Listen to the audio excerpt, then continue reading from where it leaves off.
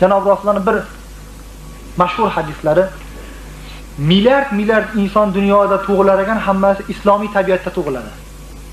Ya'ni tug'ilib turgan farzand hammasi musulmon tug'iladi. Kofirning bolasi ham. Ota-onani ta'siri shunday kuchliki, yahudi tarbiya qilib bolasini yahudi qiladi. Nasroniy tarbiya qilib bolasini nasroniy qiladi. Oxiri bo'lib bolasi yashanib kuni onasi bilan otasi bilan cherkovga boradigan bo'lyapti. Majusi oxiri tarbiya qilib bolasini masalan o'tga sig'inadigan qilyapti. Hinddan o'sha ota-onaning tarbiyasida katta bo'lib turib, molga sig'inadigan bo'lib qolyapti. Agar musulmonniki quchog'ida katta bo'lsa, o'sha ham musulmon bola bo'lib qolaverardi.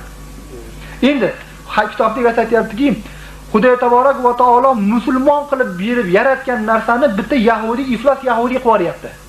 Nasroniy tarbiya berib nasroniy qilib, afsus sanga aftinga tupurib yuborganlarim keladiki, musulmon turgan bolani namozxon qilolmasina deydi. Musulmon bo'lib turgan bolani namozga